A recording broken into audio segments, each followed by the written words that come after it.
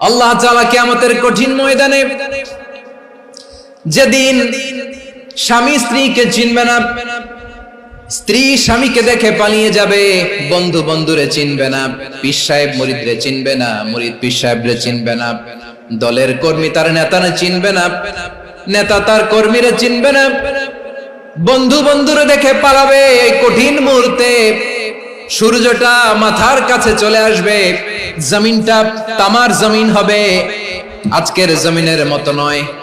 মানুষ ঘর্মাক্ত, ক্লান্ত, শ্রান্ত মাথার মগজগুলো কানের ছিদ্র আর নাকের ছিদ্র দিয়ে বেয়ে বেয়ে পড়বে। বিশ্বনবী ফরমান, কিয়ামতের ওই কঠিন ময়দানে 7 শ্রেণীর ব্যক্তিকে রব্বুল আলামিন তার আরশের নিচে ছায়া দিবেন। তার মধ্যে প্রথম শ্রেণীর ব্যক্তি হলো ইমামুন আদিল, যে ইনসাফের সাথে বিচার করে, যে জাস্টিস সমাজে সার্ভ করে, যে সুশাসন নিশ্চিত করে, ওই ইমামুন আদিল। আদিল শব্দটা বুঝছেন না? ইন্নাল্লাহা ইয়া'মুরু বিল আদল, পাইছেন? আদিল। 7 শ্রেণীর ব্যক্তিকে আল্লাহ তাআলা সুশীতল আরশের নিচে ছায়া দিবেন, যেদিন তার দেয়া ছায়া ছাড়া কোনো ছায়া থাকবে না। এর প্রথম হচ্ছে ইমামুন আদিল, ন্যায়পরায়ণ শাসক। চিল্লায় বলেন সুবহানাল্লাহ। আবার বিশ্বনবী বললেন, ইন্নাল মুকসিতিনা ইনদাল্লাহি আলা মানাবির মিন নূর আন ইয়ামিনির রহমান। কিয়ামতের দিন যারা ন্যায় পরায়ণ হিসেবে আল্লাহর সামনে দাঁড়াবে, কিয়ামতের দিন রব্বুল আলামিন তার আরশের ডান দিকে ওই ন্যায় পরায়ণ লোকদের জন্য আরশের ডান দিকে একটা নূরের মিম্বারে তাদেরকে বসার সুযোগ করে দিবে। আল্লাহর আরশের ডান দিকে ন্যায় পরায়ণ লোকদের জন্য আল্লাহ তাআলা নূরের মিম্বার বানাবে। 4টে কেন কথা মনে করেছেন? আল আদাল, জাস্টিস। ইন্নাল্লাহা ইয়া'মুরু বিল আদল। আল্লাহ তাআলা এই আদালতের নির্দেশনা দেন, সুবিচার, সুশাসন। প্রিয় ভাইরা, এটা আমরা বাংলাদেশে চাই কি চাই না? এই যে অরাজকতা, এই যে অন্যায়, এই যে জুলুম, এই যে ইনকনসিস্টেন্সি সমাজের অসঙ্গতির প্রধান কারণ জাস্টিস নাই, সুবিচার নাই, সুশাসন নাই। শেষবারের মতো আওয়াজ করে বলেন তো, আমরা বাংলাদেশে আদল চাই কি চাই না? তাহলে প্রথম নির্দেশনা শেষ। আল্লাহ তাআলা তোমাদেরকে আদলের আদেশ দেন। এরপর আল্লাহ বললেন, আমি তোমাদেরকে ইহসানের আদেশ দেই। ইন্নাল্লাহা ইয়া'মুরু বিল আদলি ওয়াল ইহসান। আমি তোমাদেরকে যেমনি আদলের নির্দেশনা দেই, তেমনি ভাবে তোমাদেরকে ইহসানের নির্দেশনা দেই। ইহসান, আওয়াজ করে সবাই বলেন তো ইহসান। ইহসান মানে কারো প্রতি সফট হার্টেড হওয়া, মহানুভব হওয়া, অনুগ্রহ পরায়ণ হওয়া, অনুগ্রহশীল হওয়া, একে অপরের প্রতি দয়াদ্র হওয়া। একে অপরের প্রতি দয়াদ্র, অনুগ্রহশীল হওয়া ছাড়া মানবিক সমাজ কশিনকালেও গঠন করা সম্ভব না। প্রিয় ভাইরা, সুন্দর আচরণ দিয়ে, ইহসান দিয়ে যা জয় করা যায়, নরম আচরণ দিয়ে যেটা অর্জন করা যায়, কঠোরতা দিয়ে সেটা পারা যায় না। বিষ্ণু ঈসা ইসলাম ইহসান দিয়ে, কোমল আচরণ দিয়ে, তার অনুগ্রহ দিয়ে তিনি অনেক কাফিরের হৃদয়কে জয় করে ফেলেছেন। সাইয়েদনা সুমামা ইবনে উসাল রাদিয়াল্লাহু তাআলা আনহুর কথা মনে পড়ে যায়। তিনি ছিলেন ইয়ামামার বাদশা। মদিনাতে বিশ্বনবীকে হত্যা করার নিয়তে এসেছিলেন। গোপনে গোপনে বিশ্বনবীকে হত্যা করে আবার ইয়ামামাতে তিনি ফিরে যাবেন। কিন্তু কি অবাক করা কাণ্ড, হত্যা করতে পারে নাই, সাহাবাদের হাতে তিনি ধরা পড়ে গেলেন। সাইয়েদনা সুমামা ইবনে উসাল রাদিয়াল্লাহু তাআলা আনহু হত্যার নিয়তে আসলেন, কিন্তু হত্যা করতে পারলেন না। সাহাবারা ওনাকে ধরে ফেললেন, ধরে মসজিদে নববীর পিলারের মধ্যে বেঁধে রাখলেন। সুমামা ইবনে উসাল, সিরাত থেকে শুনে, সিরাত থেকে শোনাচ্ছি, রাদিয়াল্লাহু তাআলা আনহু ইয়ামামার অধিপতি ছিলেন। বিশ্বনবীকে হত্যার জন্য আসছেন, ধরা পড়ে গেছেন, এখন মসজিদে নববীতে বেঁধে রাখছে, তার মানে বন্দী। তো এখন স্ট্যাটাস কি? বন্দী, ক্যাপটিভ।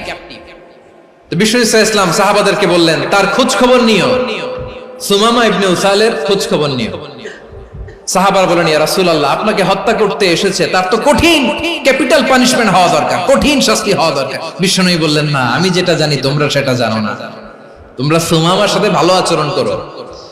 বিশ্বনবী সুমামার কাছে গেলেন। প্রথম দিন যে তিনি কালেমার দাওয়াত দিলেন, ইমানের দাওয়াত দিলেন, ইসলামের দাওয়াত দিলেন, রিসালাতের দাওয়াত দিলেন, আখিরাতের দাওয়াত দিলেন। পরের দিন যে বিশ্বনবী সালাতের দাওয়াত দিলেন, যাকাতের দাওয়াত দিলেন, ইসলাম কি, কিভাবে, কেমন করে পালন করতে হয় চমৎকার আর্টিকুলেট করতে শুরু করলেন। তন্ময় হয়ে সুমামা ইবনে উসাল রাদিয়াল্লাহু তাআলা আনহু বিশ্বনবীর কথাগুলো শুনতে আরম্ভ করলো। একদিন নয়, 2 দিন নয়, টানা 3 দিন বিশ্বনবী সুমামার কাছে ইসলামকে প্রেজেন্ট করেছেন, উপস্থাপন করেছেন। আওয়াজ করে বলেন, কয় দিন? 3 দিন। 3 দিন মসজিদে নববীতে বাধা। আর সাহাবীদেরকে বললেন, তার খোঁজ খবর নিও, তোমরা যে রুটি বানাও এর মধ্যে সবচেয়ে ভালো আটার রুটিটা তারে দিও, সবচেয়ে রিফাইন্ড খেজুর, যেটা পিওর খেজুর, এটা তারে দিও। আর বিশ্বনবী নিজের উট থেকে দুধ দহন করে ওনার বাড়ির এক কর্মচারীকে বলেছেন, দুধ দহন করে সুমামার জন্য নিয়ে যেও। সুবহানাল্লাহ পড়বেন না? সবাই তো অবাক, ইয়ামামা থেকে আসছে নবীকে হত্যা করতে, বিশ্বনবী দেখে তারে জামাই আদর করে। একদিন নয়, 2 দিন নয়, টানা 3 দিন বিশ্বনবী এভাবে সুমামার কাছে যেয়ে ইসলামকে প্রেজেন্ট করতে আরম্ভ করলেন, ইসলামকে উপস্থাপন করতে শুরু করলেন। আর তাকে চমৎকার এন্টারটেইনমেন্ট, আপ্যায়ন দিতে আরম্ভ করলেন। টানা 3 দিন যখন ইসলামের দ্য বিউটিজ অফ ইসলাম, ইসলামের সুমহান বাণী, সৌন্দর্য তার কাছে উপস্থাপন শেষ, তাকে আপ্যায়ন শেষ, বিশ্বনবী বললেন সাহাবাদেরকে, যাও এবার সুমামার হাতের পায়ের রশি দুটো খুলে দাও। সাহাবারা তর্ক জুড়ে দিলেন, লা ইয়া রাসূলুল্লাহ, এমনটা করবেন না তো, ভয়ঙ্কর ভয়ঙ্কর খুনি, কি জানি কি হয়ে যায়। বিশ্বনবী বললেন, না, তার হাতে পায়ের রশিগুলো খুলে দাও। সাহাবারা বিশ্বনবীর কথা মতো তার হাতে পায়ের রশিগুলো খুলে দিল। সুমামা মুহূর্তের মধ্যে মসজিদে নববী থেকে বের হয়, ইয়ামামায় ফিরে না যে মসজিদে নববীর পাশে একটা খেজুর বাগান ছিল সেখানে চলে গেলেন। সেখানে একটা ছোট্ট কুয়া ছিল, কুয়ার পানি দিয়ে তিনি গোসল করলেন। সুবহানাল্লাহ পড়েন। কুয়ার পানি দিয়ে গোসল করে মসজিদে নববীর সামনে এসে বিশ্বনবী এবং সাহাবাদের সামনে দাঁড়িয়ে সাব্বাবা উঁচু করে বললেন, আশহাদু আল্লা ইলাহা ইল্লাল্লাহ ওয়া আশহাদু আন্না মুহাম্মাদান আবদুহু ওয়া রাসূলুহু।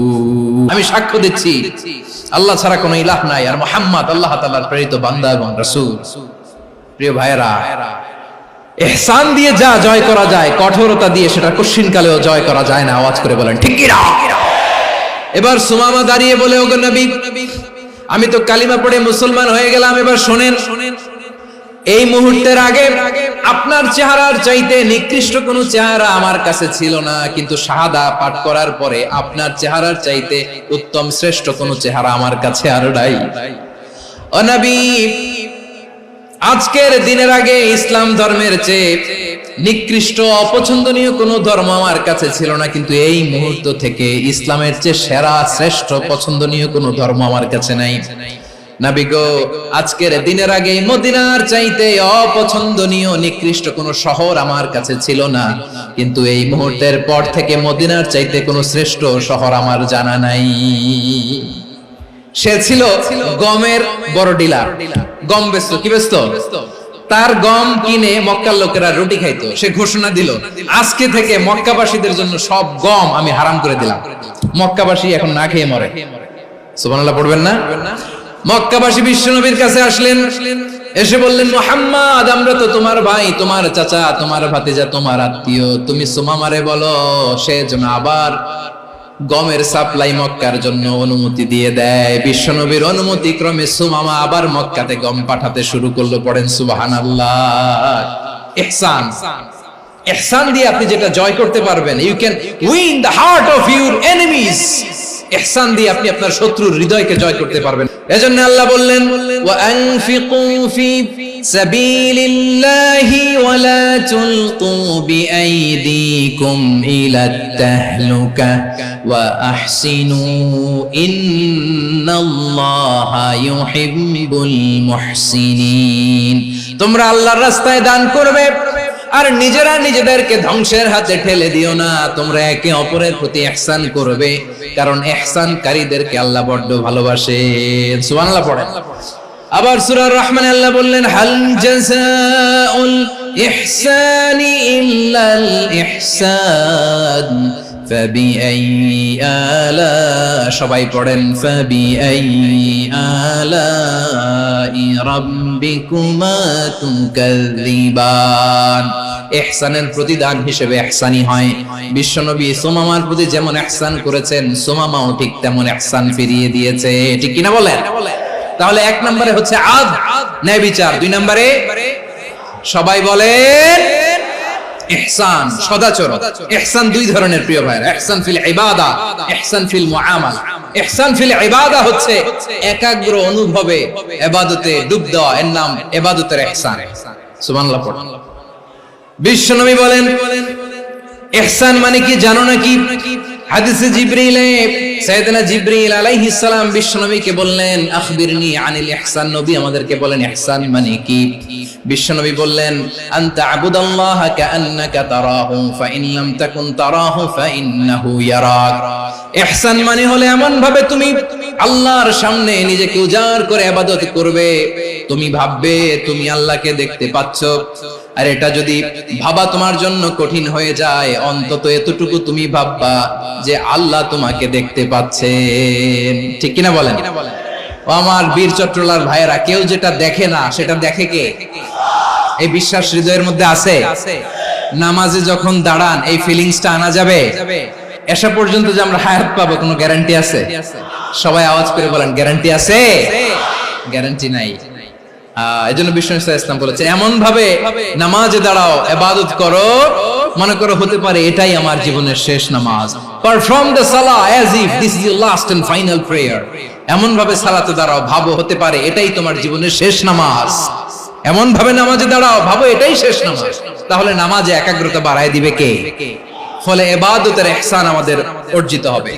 আর মুআমালাতে ইহসান হলো, বিশ্বনবী বলেন ইন্নাল্লাহা তাবারাকা ওয়া তাআলা كتب الإحسان على كل شيء فإذا قتلتم فأحسنوا القتلة وإذا ذبحتم فأحسنوا الذبح وليحد أحدكم شفرته وليرح ذبيحته।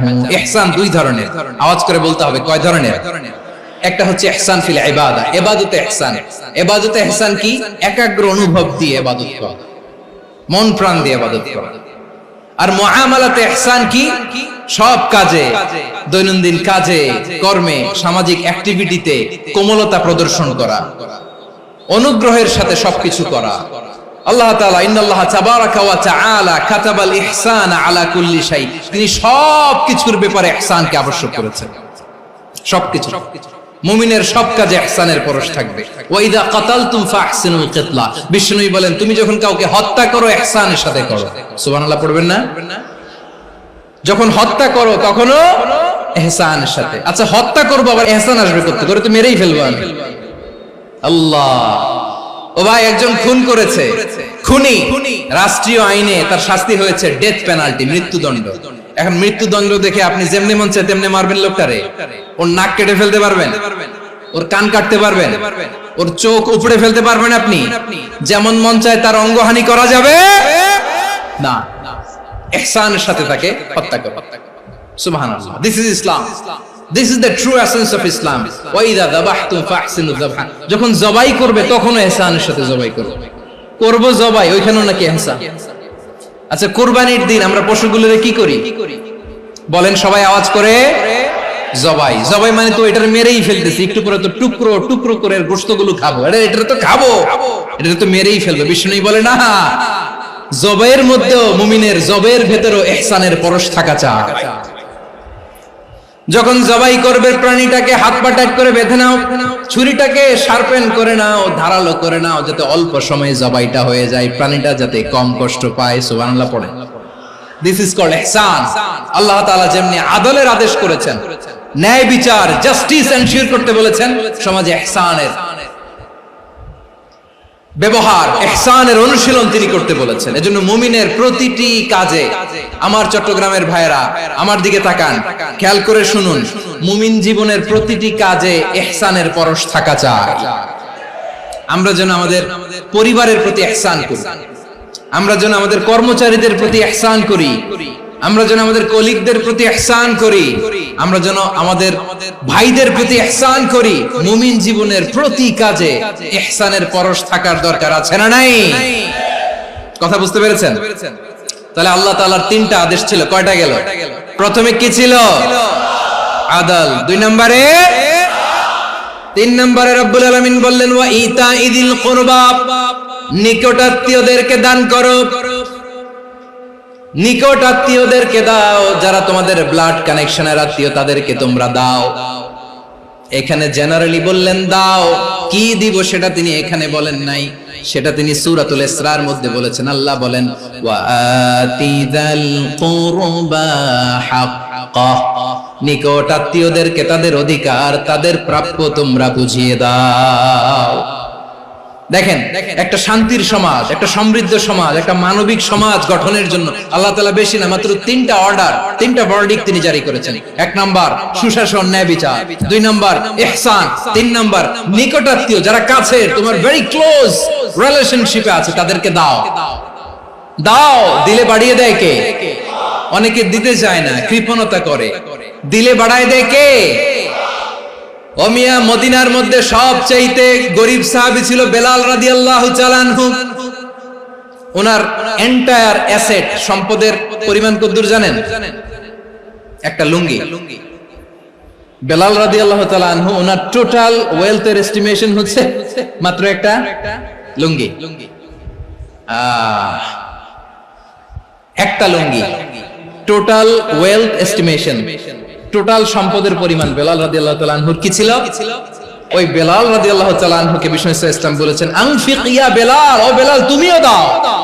ওয়ালা তাখশা মিন যিল আরশি ইখলালা, আরশের অধিপতির তো কোনো ঘাটতি নাই, তুমি দিলে ওই আল্লাহ তোমারে বাড়ায় দিবে। এজন্য আমার প্রিয় ভাইয়েরা, দিলে কমে না, দিলে বাড়ে। অনেকে ধরে রাখে, নতুন কিছু নিতে পারে না, হাত দিয়ে যেটা ধরে রেখেছেন এটা দিয়ে দেন, বড় একটা ধরার সুযোগ পাবেন। জোরে বলেন ঠিক কিনা?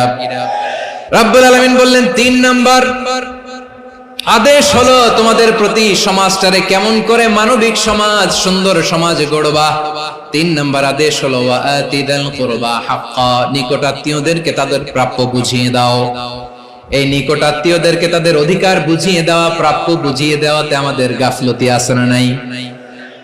অনেকে দেখবেন অনেক আল্লাহওয়ালা তাহাজ্জুদ গুজার, সেজদা দিতে দিতে কপালে কালো দাগ ফেলে দিছে, সে তার বোনের হকটা আদায় করে নাই, আছে না নাই? অনেক বড় হাজী সাহেব, বিশাল লম্বা দাড়ি, ছেলেরে সব দিয়ে দিছে, মেয়েরে কিছু দেয় নাই, মেয়ের হক আদায় করে নাই, আছে না নাই? এই হাজী সাহেবেরা, এই আল্লাহওয়ালারা কিয়ামতের ময়দানে আটকে যাবে। আপনি অন্যের অধিকার নষ্ট করেছেন, তাদের রাইটস কে ভায়োলেট করেছেন। এজন্য আল্লাহ তাআলা বলেন, কারো অধিকার যদি কেউ নষ্ট করে, ওই সমাজটা মানবিক সমাজ কোশ্চিনকালেও হতে পারে না। এজন্য 3 নম্বর আল্লাহ বললেন ওয়া ইতাইদিল কুরবা, নিকটাত্মীয়দেরকে দাও। কি দিবা? তাদের অধিকার দিয়ে দাও। বোনের অধিকার বুঝিয়ে দাও, মেয়ের অধিকার বুঝিয়ে দাও, ফুফুর অধিকার বুঝিয়ে দাও। দেখবেন অনেক মায়েরা ছেলের পাতে মুরগির রান দেয়, মেয়ের পাতে দেয় মুরগির ঠ্যাং। তো মেয়ের কি মুরগির রান খেতে মনে চায় না? মনে চায় না? এমনটা করা যাবে না। নিকটাত্মীয়দেরকে অধিকার দিয়ে দাও, নিকটাত্মীয়ের সাথে সুসম্পর্ক রাখো। আদেশটা কার? এজন্য প্রিয় ভাইয়েরা, জীবনে যদি বারাকা অর্জন করতে চান, নিকটাত্মীয়দের সাথে সুসম্পর্ক রাখতে হবে, তাদের জন্য উপহার পাঠাতে হবে। বিশ্বনবী বলেন লা ইয়াদখুলুল জান্নাতা কাতে, যে ব্যক্তি আত্মীয়তার সম্পর্ককে ছিন্ন করে দেয়, সে কোশ্চিন কালেও আল্লাহর জান্নাতে ঢুকবে না। আপনি কি এটারে সহজ হাদিস মনে করছেন?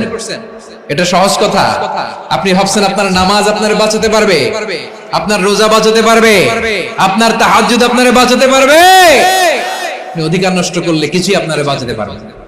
এজন্য নিকট আত্মীয়দেরকে দিতে হবে বেশি বেশি। বিশ্বনবী বলেন ইন্না সাদাকাতা আলাল মিসকিনি সাদাকা ওয়া আলা যির রাহিমি ইসনাতান সাদাকাতুন ওয়া সিলা।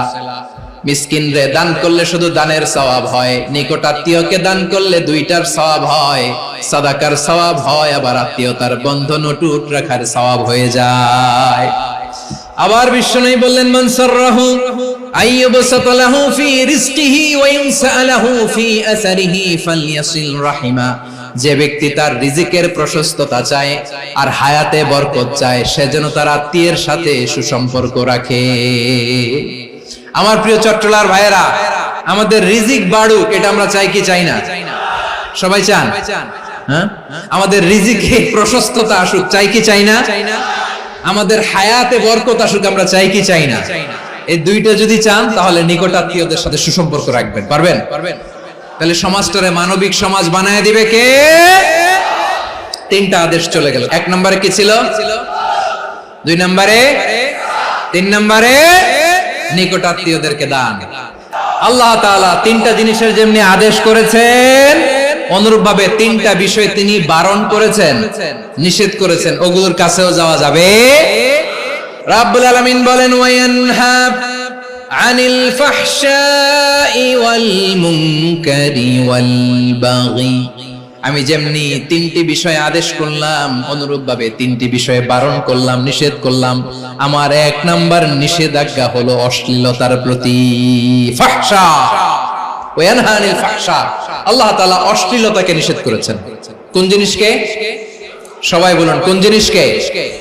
যত ধরনের, যত টাইপের, যত ক্যাটাগরির অশ্লীলতা হতে পারে, সব অশ্লীলতাকে হারাম করেছেন কে? ফাহশা মানে কি? কথায়, কাজে, আচরণে, কমেন্ট, ফেসবুকের কমেন্টসে যত ধরনের নোংরামো আছে, যত ধরনের অশ্লীলতা আছে, এটাকে আরবিতে বলে ফাহশা। রাব্বুল আলামিন বলেন, কুল ইন্নামা حرم ربي الفواحش ما ظهر منها وما بطن। ও নবী, আপনি বলে দেন, আমার রব প্রকাশ্য, অপ্রকাশ্য, স্পষ্ট কিংবা অস্পষ্ট, দৃশ্যমান কিংবা অদৃশ্যমান সব অশ্লীলতাকে হারাম করেছেন। সব ধরনের অশ্লীলতা হারাম। আল্লাহ তাআলা আমাদেরকে অশ্লীলতা থেকে বাঁচান। এবার বলেন, আমাদের সমাজে অশ্লীলতা আছে না নাই? অশ্লীলতা নানা ভাবে, নানা নামে, নানা মোড়কে আমাদের সমাজে আছে না নাই? সংস্কৃতির নামে, ফ্যাশনের নামে, বিনোদনের নামে, উপন্যাসের নামে, কনসার্টের নামে অশ্লীলতা আছে না নাই? আপনি দেখেছেন কনসার্টগুলোর অবস্থা? আমাদের তরুণ তরুণীরা, আমাদের যুবক যুবতীরা, আমাদের জেনজিরা, কি অবস্থা ওইখানে? কনসার্টের নামে অশ্লীলতা আছে না নাই? ছেলে মেয়ে একে অপরকে জড়ায় ধরতেছে, একে অপরকে চুমু খাচ্ছে, প্রকাশ্যে, দিবালোকে, গণমানুষের সামনে।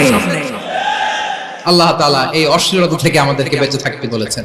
রূপালী জগতের নামে অশ্লীলতা আছে না নাই? এই টার্মটা আপনারা জানেন না? রূপালী জগৎ কি জগৎ?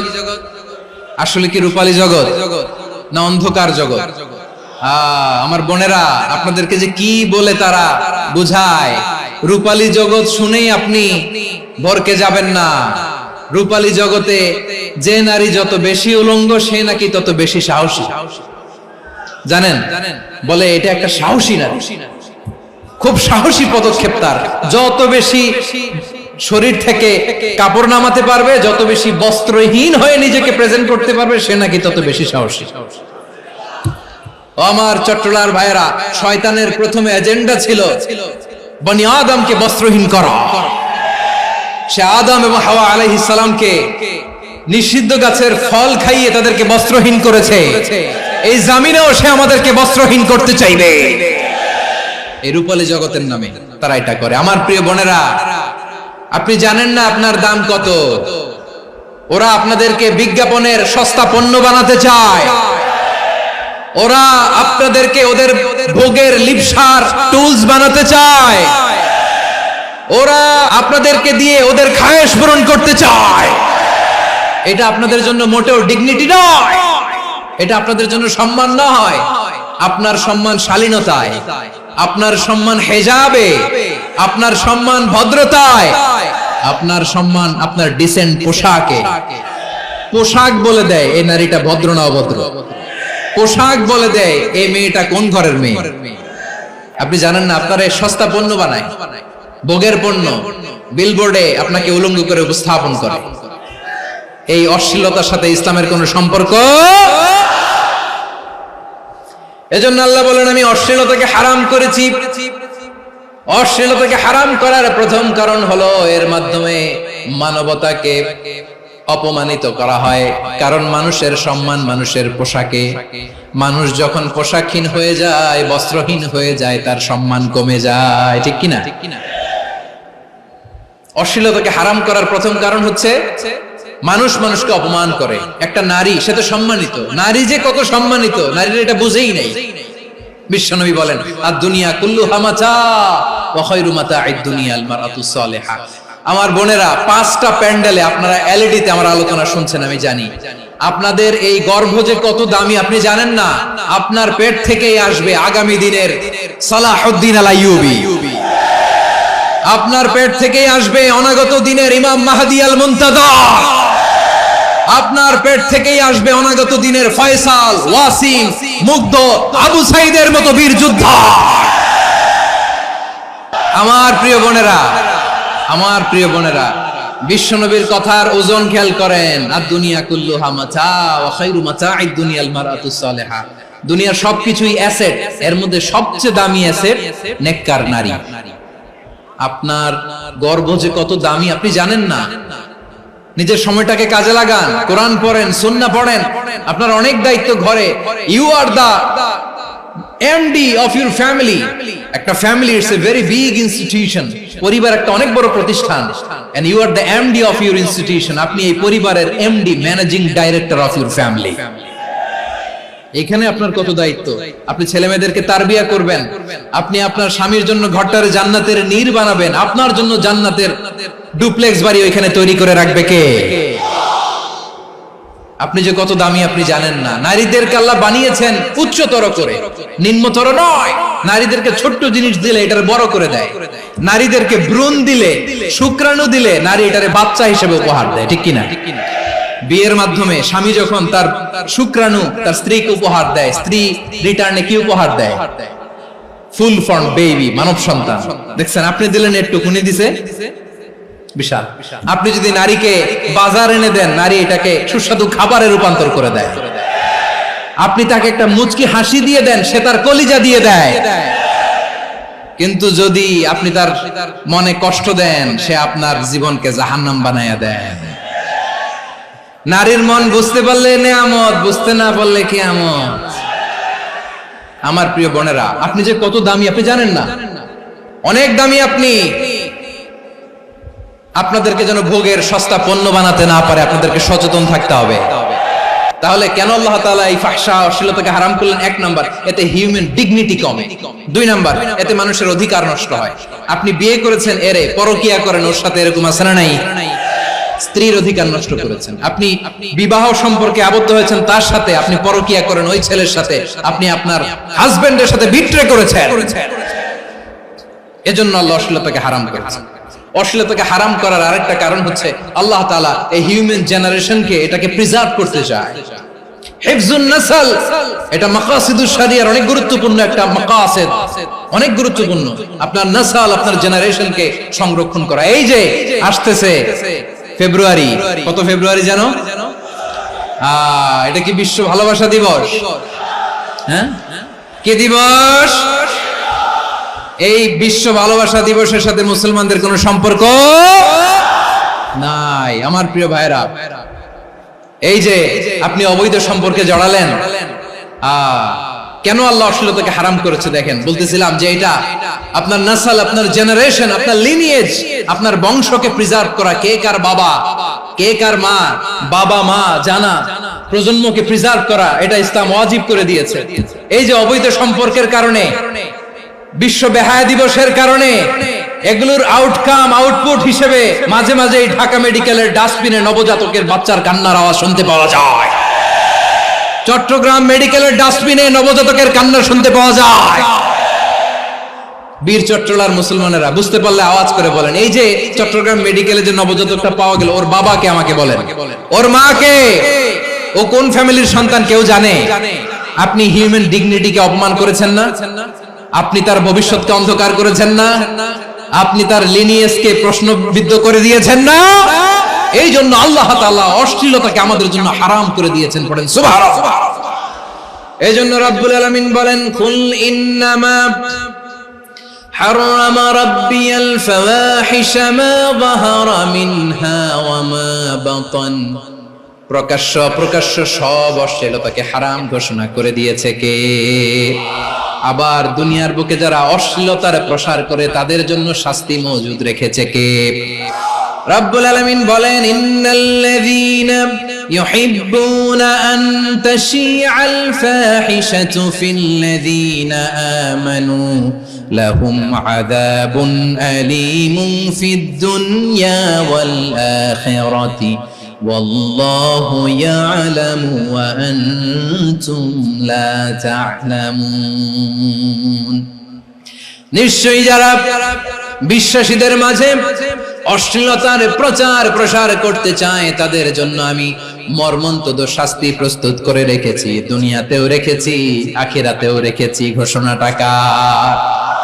যারাই নাটকের নামে, সিনেমার নামে, রূপালী জগতের নামে, মুভির নামে, ওটিটি প্ল্যাটফর্মের নামে আমার সমাজে অশ্লীলতা ছড়াতে চায় তাদের জন্য কঠিন মর্মন্তুদ শাস্তি মজুদ রেখে দিয়েছে কে?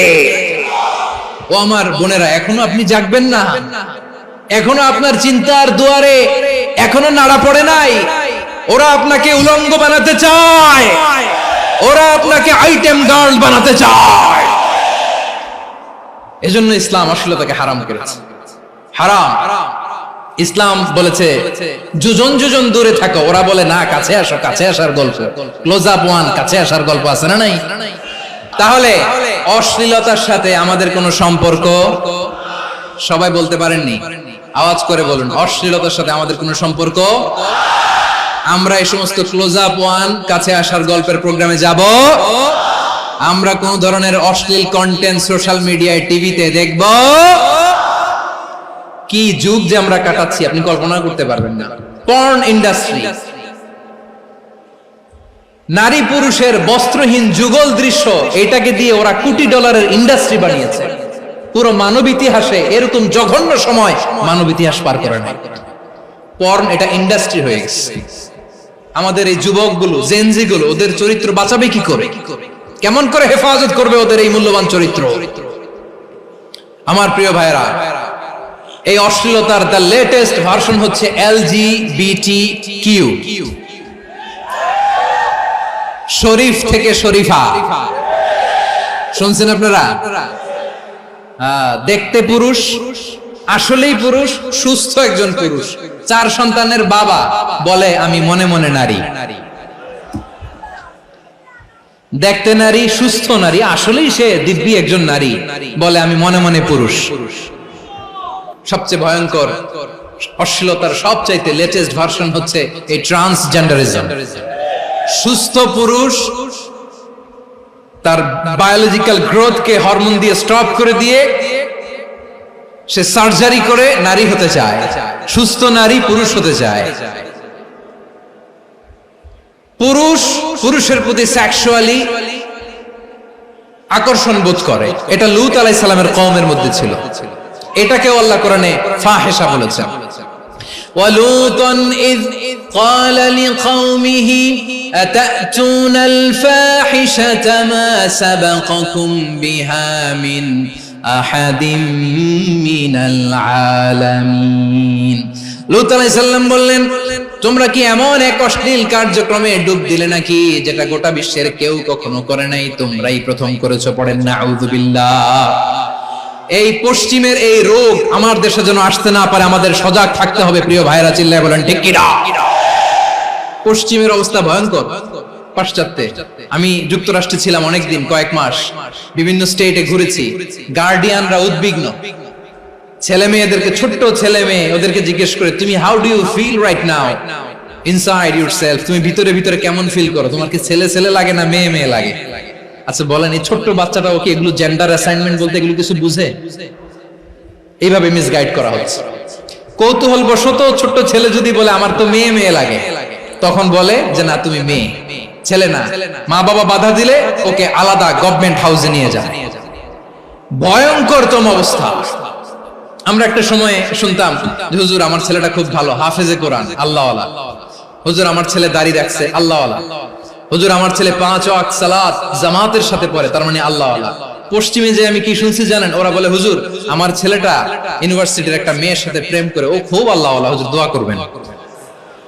এর কারণ ওদের কাছে আল্লাহর ক্রাইটেরিয়া হচ্ছে, হুজুর আমার ছেলেটা আরেক ছেলের পছন্দ করে নাই, আমার মেয়েটা আরেক মেয়েকে ভালোবাসে নাই, এজন্য আমার ছেলেটা আল্লাহওয়ালা, হুজুর ওর জন্য একটু দোয়া করে দিয়ে। কি চ্যালেঞ্জ ওরা ফেস করতেছে। ওনার ছেলে যে আরেক ছেলেরে বিয়ে করবে না, এটাতেই উনি খুশি যে আলহামদুলিল্লাহ আমার ছেলেটা একটা মেয়েরে ভালোবাসে, আমার মেয়েটা একটা ছেলেরে ভালোবাসে, মানে এটা খুব আল্লাহওয়ালা। নাউজুবিল্লাহ পড়তে পারলেন না? এজন্য অশ্লীলতার সাথে আমাদের কোনো সম্পর্ক। রাব্বুল আলামিন বলেন ওয়ায়ানহা আনিল ফাহশাই ওয়াল মুনকারি ওয়াল বাগি, তিনটা জিনিসকে আমি নিষিদ্ধ করলাম। এক নাম্বার হলো ফাহশা, অশ্লীলতা। দুই নম্বরে হলো মুনকারের সমস্ত মন্দ কাজ।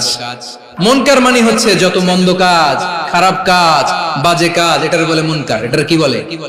আপনারা পড়ছেন না, তা'মুরুনা বিল মা'রুফি ওয়া তানহাউনা আনিল মুনকার। সৎ কাজের আদেশ, অসৎ কাজের নিষেধ। মুনকার, মুনকার হচ্ছে মানুষের স্বাভাবিক বিবেকবোধ যেটাকে খারাপ বলে, ওইটাই মুনকার। পৃথিবীর সব আসমানি গ্রন্থ যেটাকে খারাপ বলেছে, মানুষের স্বাভাবিক বিবেকবোধ যেটাকে খারাপ বলেছে, এগুলো সব মুনকার। যেমন ইফতিজিং, এটা কি ভালো না খারাপ? মজুদদারি, খাদ্যে ভেজাল দেওয়া, ওজনে কম দেওয়া, মাছে ফরমালিন মিশানো, চাঁদাবাজি, টেন্ডারবাজি, দখলবাজি, এগুলো আমাদের স্বাভাবিক বিবেকেই বলে এগুলো খারাপ, এগুলো হচ্ছে মুনকার। আল্লাহ তাআলা এই মুনকার থেকে আমাদেরকে বেঁচে থাকতে বলেন, আর শয়তান এই মুনকারের প্রতি আমাদেরকে উদ্বুদ্ধ করে। আল্লাহ তাআলা বললেন, ইয়া আইয়ুহাল্লাযীনা আমানু লা তাত্তাবিউ খুতুওয়াতিশ শাইতান ওয়া মান ইয়াত্তাবি' খুতুওয়াতিশ শাইতানি ফাইন্নাহু ইয়া'মুরু বিল ফাহশাই ওয়াল মুনকার। আল্লাহ বললেন, আমার গোলামেরা শোনো শোনো, ও আমার বিশ্বাসী বান্দারা খবরদার, তোমরা কশিনকালেও শয়তানের পদাঙ্ক অনুসরণ করবে না, কারণ শয়তান তোমাদেরকে অশ্লীলতা এবং মন্দ কাজের দিকে উদ্বুদ্ধ করে। আমাদের কাজ হচ্ছে শয়তান আমাদেরকে যেদিকে নিতে চায় আমরা তার উল্টা দিকে যাব। শয়তান এই মন্দ কাজকে আমাদের কাছে বিউটিফাই করে, চাকচিক্যময় করে আমাদের সামনে উপস্থাপন করে। এজন্য আল্লাহ বলেন মুনকারকে থামাতে হবে, মুনকার প্রতিরোধ করতে হবে। মুনকার প্রতিরোধের দায়িত্ব শুধু আমাদের নাকি? শুধু আপনার খতিব সাহেবের, ইমাম সাহেবের, নাকি মুসলিম উম্মার সবার? আওয়াজ করে বলুন, মুনকার অসৎ কাজ প্রতিরোধের দায়িত্ব কার? রাব্বুল আলামিন বলেন, কুনতুম খায়রা উম্মাতিন উখরিজাত লিন-নাসি তা'মুরুনা বিল মা'রুফি ওয়া তানহাউনা আনিল মুনকার। তোমাদেরকে শ্রেষ্ঠ জাতি করে জমিনের মধ্যে আবির্ভূত করা হয়েছে, যাতে করে তোমরা জমিনের ভেতরে সৎ কাজের আদেশ করতে পারো আর অসৎ কাজের নিষেধ করতে পারো। উম্মাহ, কুনতুম খায়রা, তাহলে গোটা উম্মার দায়িত্ব, এটা বুঝতে পারছেন তো? আচ্ছা, আরো নিচে আসেন। এরপরে আল্লাহ বললেন, শুধু উম্মাহ না, এই জমিনের রাজত্ব আমি যাদের হাতে দেই, এই জমিনের মালিক আমি যাদেরকে বানিয়ে দেই, যাদেরকে আমি সরকারের দায়িত্ব দেই, তাদেরকেও মুনকার প্রতিরোধের দায়িত্ব দিয়েছে কে? আল্লাহ বলেন, যারা ক্ষমতার মসনদে বসেছে তাদেরকে 4 দফা কর্মসূচি আমি আল্লাহ দিলাম। আওয়াজ করে বলেন, কয় দফা? আল্লাহ বলেন, আল্লাযীনা ইম্মাক্কান্নাহুম ফিল আরদি আকামুস সালাতা ওয়া আতাউয যাকাতা ওয়া আমারু বিল মা'রুফি ওয়া নাহাউ আনিল মুনকার ওয়ালিল্লাহি আকিবাতুল উমুর। যারা এই জমিনের উত্তরাধিকার হয়েছে তারা 4 দফা কর্মসূচি নিয়ে সামনে আগাবা। সালাত কায়েম করবা, যাকাত আদায় করবা, সৎ কাজের আদেশ দিবা, অসৎ কাজ থেকে মুনকার প্রতিরোধ করবা। আদেশটা কার?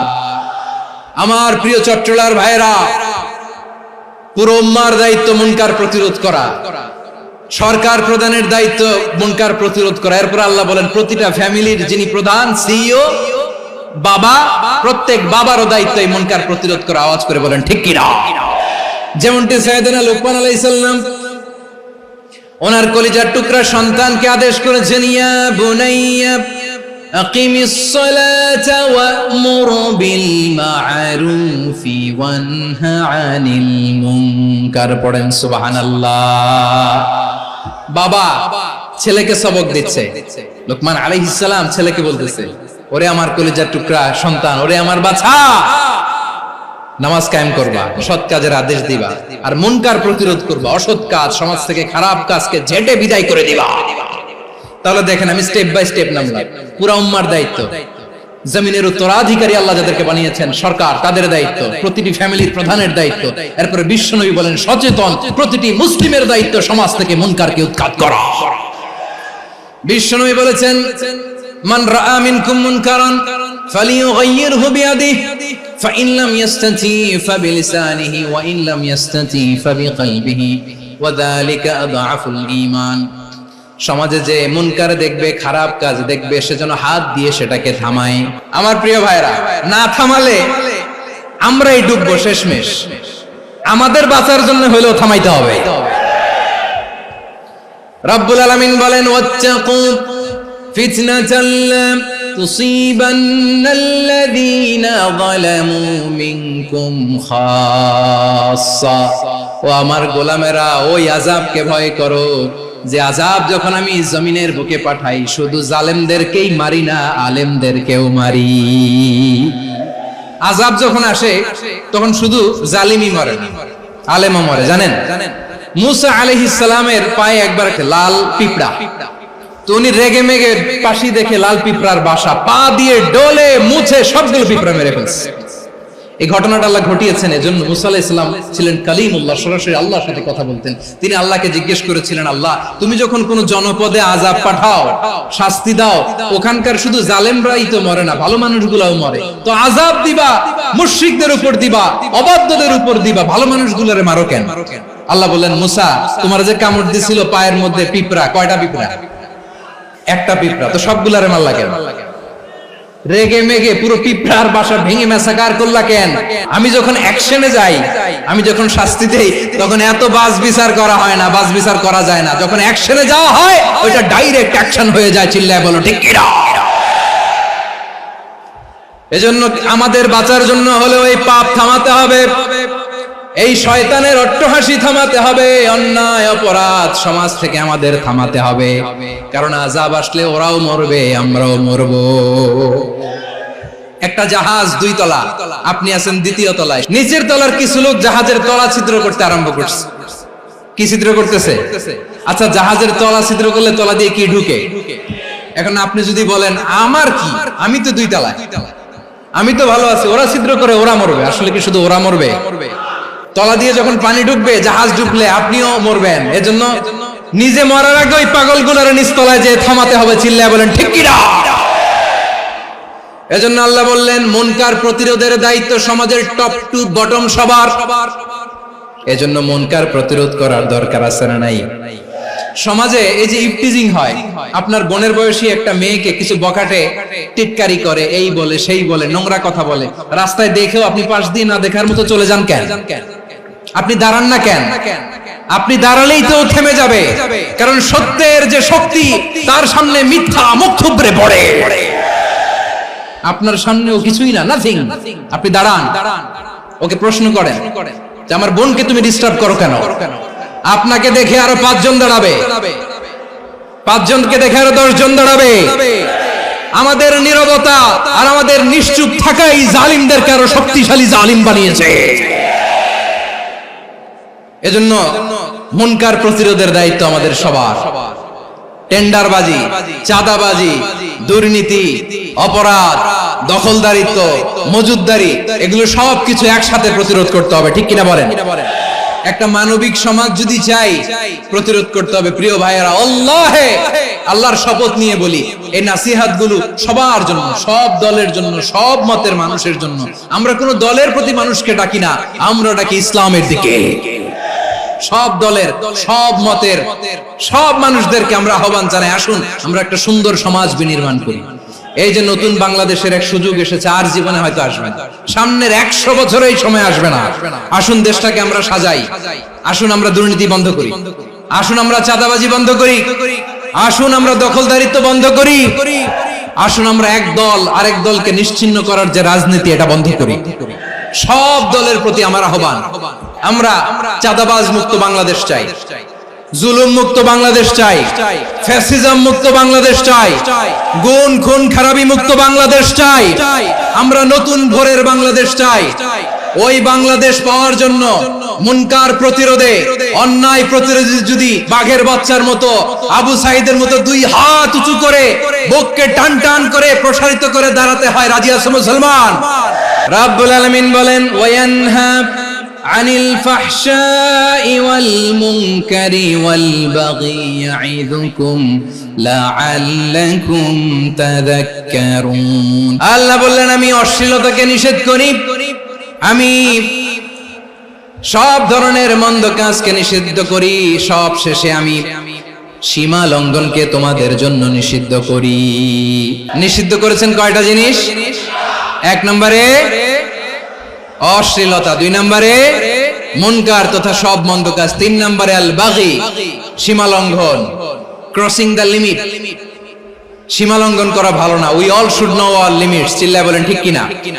একই আয়াতে আল্লাহ বললেন, কুল ইন্নামা হারামা রাব্বিয়াল ফাওয়াহিশা মা যাহারা মিনহা ওয়া মা বাতানা ওয়াল ইসমা ওয়াল বাগিয়া বিগাইরিল হক। অন্যায় ভাবে যে অবাধ্য হয়, যে সীমা লঙ্ঘন করে, তাদেরকেও আমি এটা হারাম করে দিলাম। সীমা লঙ্ঘন করা হারাম। আল্লাহ বারবার আমাদেরকে ওয়ার্নিং দেয়। যখন আমরা থামি না তখন আল্লাহ ধরে, আর যখন ধরে তখন ছাড়ে না।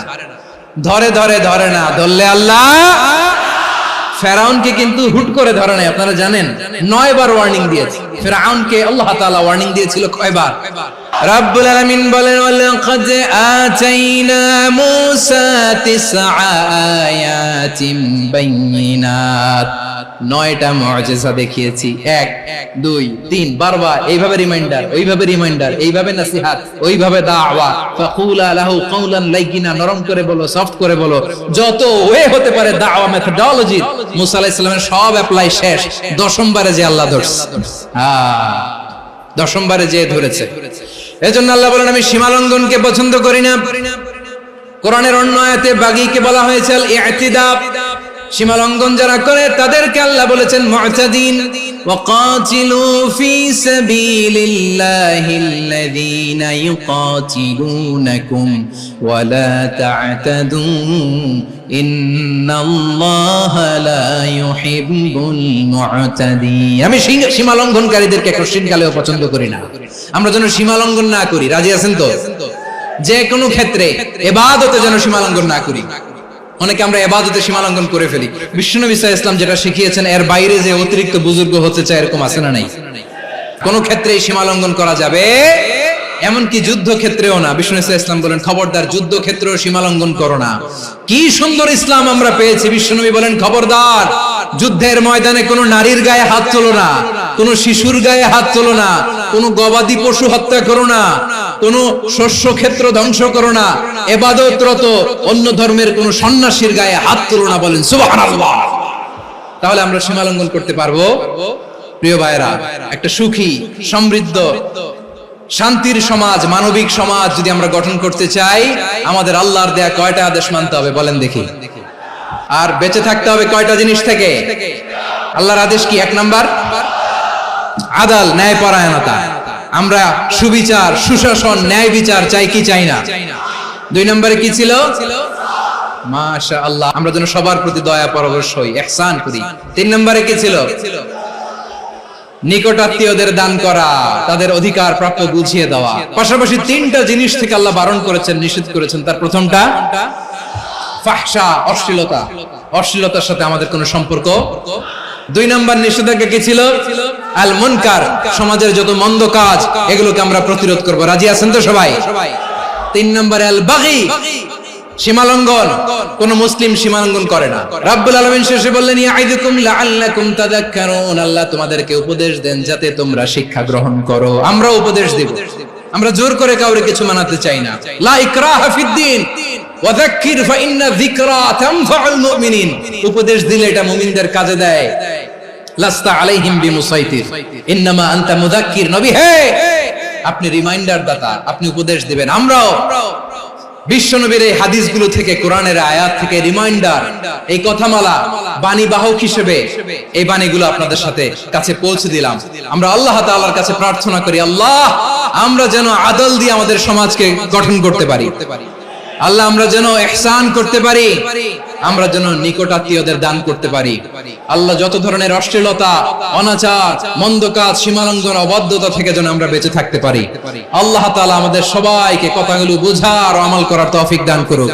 হাযা মা ইনদি ওয়াল ইলমু ইনদাল্লাহ আলাইহি তাওয়াক্কালতু ওয়া ইলাইহি উনীব।